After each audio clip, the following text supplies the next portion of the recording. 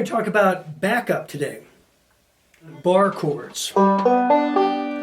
That's what this video is about. Let's start with this F shape as our beginning point here. What you want to do when you're playing backup is a strong rhythm.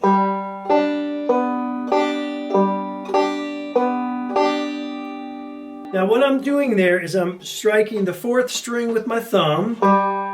Then I'm just pinching with the index and middle on the 1st and 2nd strings. Then going to the 3rd string. Doing the same thing. I'm alternating the bass between a G note and a B note.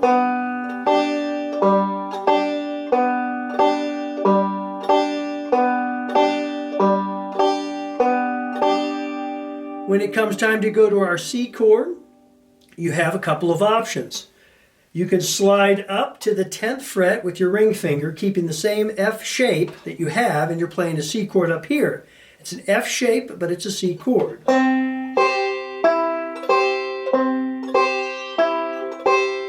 And that's pretty handy if you're going to D, because D is in close proximity here. You just go up 2 more frets with your ring finger on the 12th fret now and play the F shape. And you have a D chord. Notice I've left out the 5th string just in case it's problematic. In the key of G, it usually isn't. Let's go back to this G again.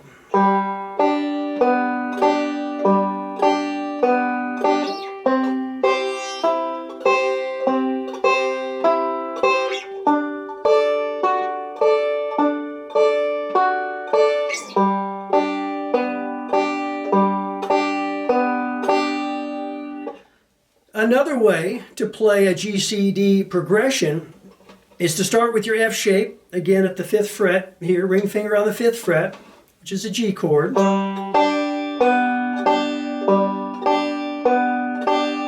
here's a little trick. You could change your hand position to get the C bar like this. But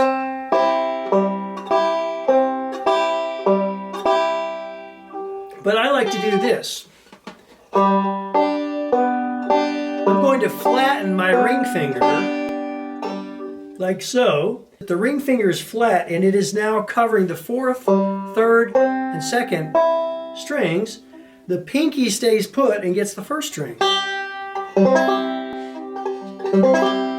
With a little practice, you may be able to do this. The reason I like it is because if I'm coming back to G, I can get back there in a hurry without shifting my hand.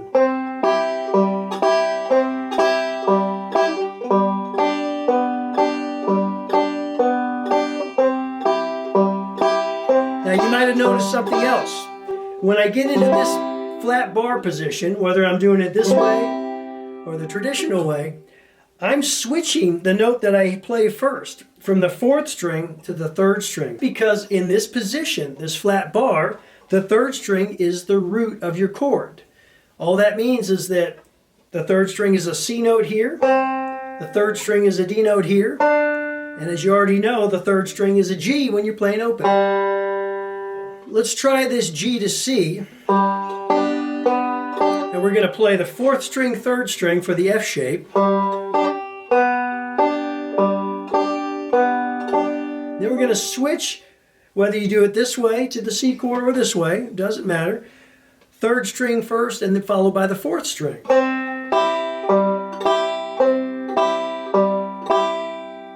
Now we'll go up to the D here for a change of pace.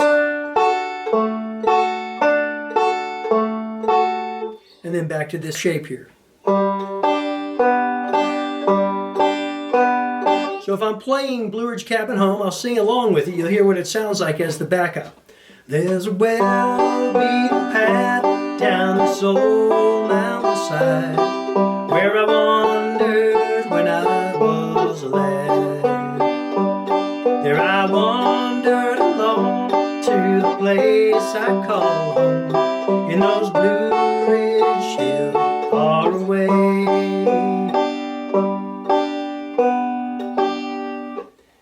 Effective, but perhaps a little monotonous. So here's something we can do. We can mix this pinch with an alternating thumb roll. I think it works great with the 4-2-5-1, 3-2-5-1, which would be this. So now we're going to play one measure of, and then the next measure go to the square. Let's try that just with the G chord here. 1, 2, 3, 4.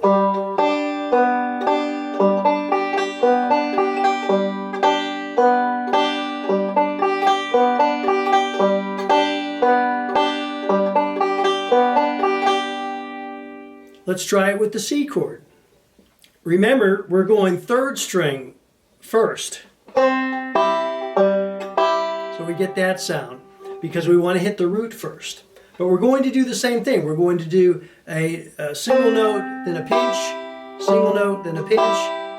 And we're also going to switch the square roll to 3-2-5-1 first and then 4-2-5-1 for the second half of the measure, like this. So here we go with the C. Pinch and then roll. 1, 2, 3, 4.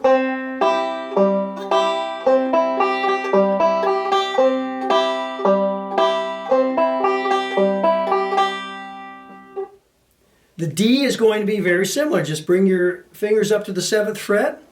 Sometimes it's easy for me. I kind of automatically do this. I add this finger onto here. Okay, so the middle finger is coming down on top of the index finger to help put some pressure on there.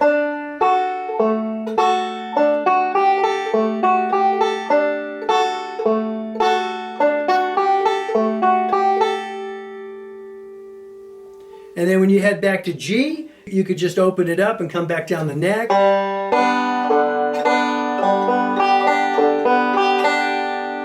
Or if you're fast enough to get back to this G here, you could do that.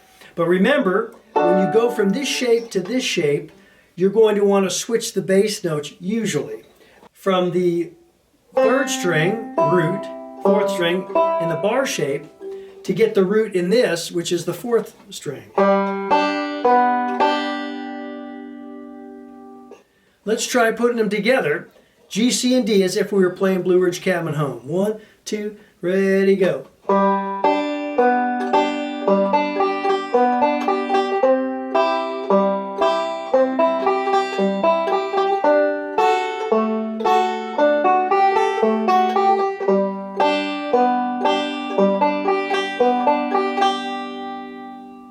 For a bit more of snap in your pinch, you can do a quick mute. For instance, we might do the pinch and then immediately release the pressure, particularly on these two fingers that are holding down the 2nd and 1st strings.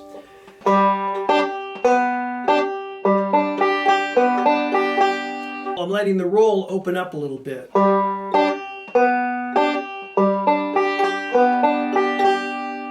If I've already got this shape going,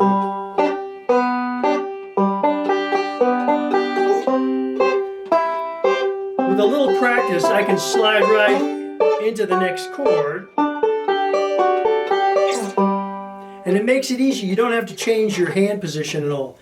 Just have to slide up and down. Practice that, going from the 5th to the 10th fret, doing the pinch with the mute. Roll.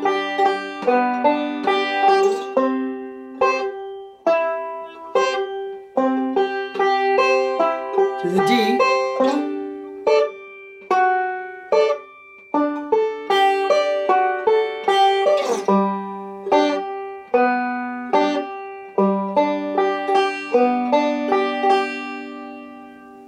Now you might have heard some sliding going on there as I went up. You can leave your fingers in place, lightly touching the strings, and just slide up and down, going from the 5th fret to the 10th fret, 5th, 10th, or 5th to 12th if the song happens to go to the D chord before it goes to a C chord. So practice these pinches, moving up and down the neck like this. Practice the rolls down the neck.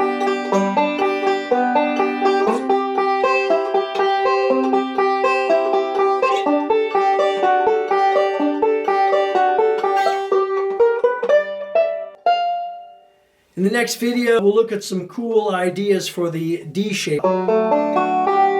Till then, take care.